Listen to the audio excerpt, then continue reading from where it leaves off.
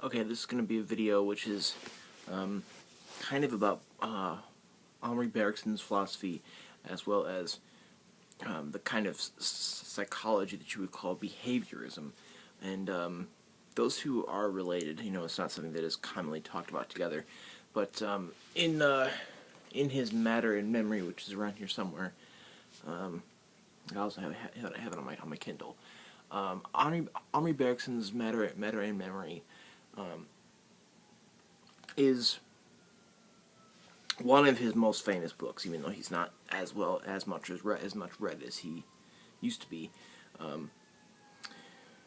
The last big reading of him, I think, was Gilles Deleuze, and Deleuze wrote his book on Bergsonism, which has to do with creative evolution and all that, which I plan to get to once I finish Matter and Memory and talk about it more. Talk about that book more on this channel. By the way, if I cut this video, that's because it's because of a nosebleed. I just had one, and I'm trying to. I did some stuff to make it stop, so hopefully it doesn't come back again. So if I do cut, then that's why. Behaviorist psychology and psychology in general is something that relates to Bergson's philosophy. Bergson in his time, there was a psychologist whose name was Repo, who wrote a book that had to do with how, given certain mental states or mental events in our mind, there are corresponding and correlating brain events, physical brain events happening in our cerebrum or cerebellum, or the medulla oblongata and the thalamus, hypothalamus, and such. Bergson goes against that. He argues against it well, and I think he does that really well. And in the first part of Matter and Memory, he really does a great job in doing a lot of different things, and I just think it's a great thing. And I'm trying to reread the second part, which is on the recognition of images, and try to make some videos on that. But what he was saying, and Bergson does make a lot of references to mechanical psychological processes,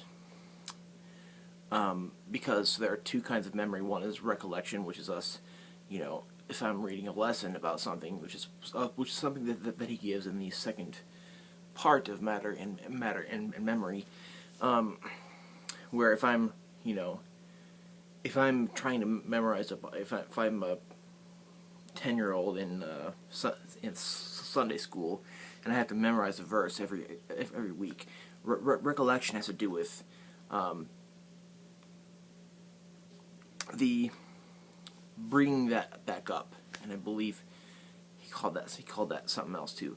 The other would be the mechanical type of memory.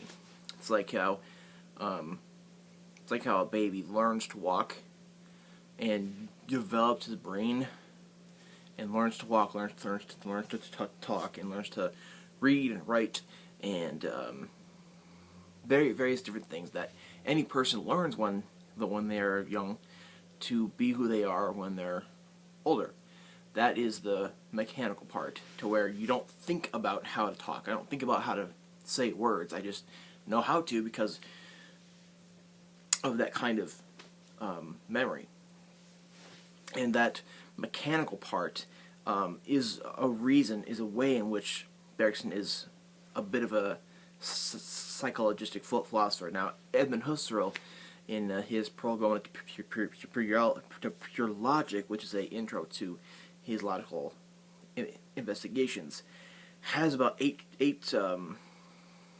chapters in there where he argues against and refutes any thought which is psychologistic, which meaning a psychologistic thought, meaning that philosophical things about our brain and such and who we are has to do with has to do with certain psychological processes and things, and you can take the full leap and the full on psychologistic philosophy by going the way that Ribot did, R-I-B-O-T, who isn't really well known now, but if you read Bergson, then you will hear about him, and that's basically what that is. But you can still be psychologistic, without going that full way that Bergson's opponent Ribot did. And I think that Bergson is psychologistic because of how he does have that mechanical kind of memory, which which gets the way it is from that kind of memory gets its own nature from psychologistic processes, and this relates to behaviorist psychology. And I'm not a big, I'm not a big expert on psychology. But I do know something about it because psychology relates very well to philosophy, and I've read Aaron Gurvich, who was a big phenomenologist following Husserl, and basically he has two books which are very well known for him. One is Phenomenology and the Theory of Science, which is a phenomenological philosophy of science having to do with the Lebenswelt, or the life world, and then the other is Psychology and Phenomenology, also there's Phenomenological Psychology from Maurice Nathanson, which is also a very good read. Behaviorism is a kind of psychology that came from B.F. Skinner, which, if you're a neuroscientist, what you're going to try to figure out, if you look at various issues now and then in philosophy of mind, then you come to neurophilosophy and neuroscience, and you get people like Francis Crick and Christoph Koch, I think is what it is. I have not read them for a while. And when I did read them, it was out of Susan Blackmore. They were kind of going a similar route that Ribot did, and were kind of lending the reason that we have, certain mental events and mental processes having to do with certain physical stuff going on in here. That each mental event lends its nature and is the way it is because of stuff going on in here, and they are very much materialistic, and they're monists when it comes to philosophy of mind. And then there's other people like in the philosophy of mind debate, like David Chalmers, who I don't think he's dualistic, but he still thinks that he disagrees with people like Crick, and says that there are mental events. I mean, I haven't read Chalmers for a long time either, and also that was out of Susan Blackmore, so I'm not really well versed on this whole thing. But I'm just kind of thinking about Bergson here mostly. There are mental events that are of their nature that stuff going on in here can't entirely explain, and he has books on this, and I would like to read those at some point.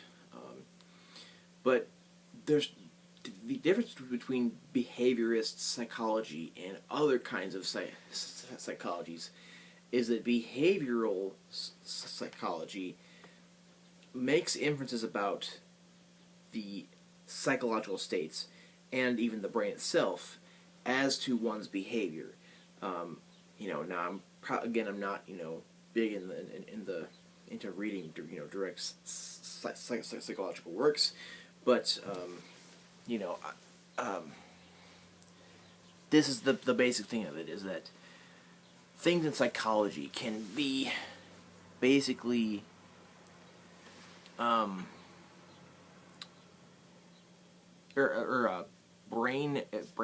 brain processes and brain events and things going on in here can only be looked at by way of one's behavior, and the behavior, the way one acts, is the only real way that we can make any inferences about the person's psychological state or brain processes and mental events and such. And that is very much like a phenomenological approach to psychology, because in a phenomenological psychology would make inferences about the brain and the mind itself and brain processes and brain events, with respect to mental events, as to what the person is acting like, how his behavior would go. Now, not all phenomenological psychologies are like that, but they're a version of something like that, because phenomenology is a philosophy which in itself studies the direct phenomena and doesn't inquire into whether things that we see, the phenomena that we see, are mind dependent or independent. They look to the things themselves, is the Husserlian mantra, and that would apply to any phenomenological psychology, whether it be Nathanson or some other kind. So, and this relates to Bergsonism, because of the way that Bergson in his I think it's in his the second part of Matter and Memory, I think. Maybe it's the first two. I forget. That the only way we have knowledge of things we see, they're what he calls them images. The only way that we have knowledge of the images or the representations is by the experience of them, of the experience of it itself, or of the thing itself. That's Bergson says it differently, but I quoted that in my previous video on Bergson and phenomenology. But Bergson in his psychologistic philosophy, and he talks about mechanical processes and the mechanistic ways the brain works. That, I think, is a lot of what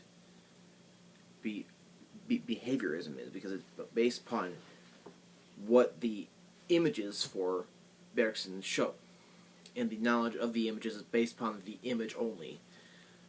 And again, as I've said before in other videos on Bergson, the word image for him is not an image of something, because usually the word image has the connotation of an image that is of something else.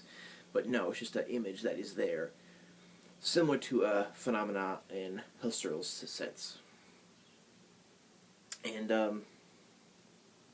really, I think this is just like a little relation here, because behaviorist strains of psychology are based on what is being seen, on what is being observed, and what is being seen about the person's behavior, what is being seen about the person's actions, and from that we infer other things. And that's just like there's also like under this is like a Bergsonistic or a phenomenological logic under here that just because we can't see something, we can still infer based upon logic to certain things, because we can still infer towards a person having schizophrenia based upon his actions, his paranoid actions, or his seeing things that aren't there. We can still infer that he has schizophrenia based upon his actions, even though we don't go into his brain and look at stuff that's like, oh, he has schizophrenia.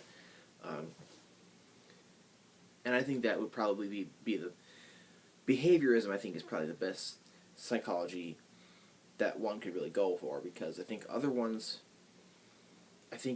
other social sciences or other psychologies, especially like, certain neurosciences, I think they kind of will take, a position that, does not work within the phenomenological reductions or the epoche of Husserl, nor would they work within the context of Bergsonism. Anyway, I'm not very good at the whole psychology thing. I haven't really read a lot of that stuff. I was just kind of talking a little bit about the concept of behaviorism and thinking about that with respect to Bergson's philosophy as well as Husserl's philosophy. And if you are a good expert in the field of psychology and have something that you want to say about behaviorism or some other kind of strain of it, then please comment below, because I want to know more about psychology. But basically what I do with my time is basically devoted to reading other kinds of philosophy, and I haven't really gotten the time to read Freud or Jung or Lacan or Skinner or others like that. I haven't really gotten the time yet for that. So if you have anything you want to say about any kind of psychology, then please comment below. And I should read Freud. I should read Lacan, because those two especially have big things big implications when it comes to philosophy. Behaviorism does too, but Freud has big implications when it comes to reading Derrida, because Derrida critiques Freud and he goes against Freud, and part of understanding Derrida is understanding not only structuralism of Strauss and Saussure and like Barthes and others, but it's also getting Freud and Nietzsche and phenomenology also. And Lacan is a psychological writer who talks about psychoanalysis, and psychoanalysis has, basically, if you're going to read Slavoj Žižek, then that understanding at least a little bit Jacques Lacan is very, very important, and also the concept of psychoanalysis is very important when it comes to existentialism too. Because Sartre has a writing that is called Existential Psychoanalysis. Anyway, thanks. Please comment below, and I'd like to hear what you have to say about philosophy or whatever, really. So, thank you.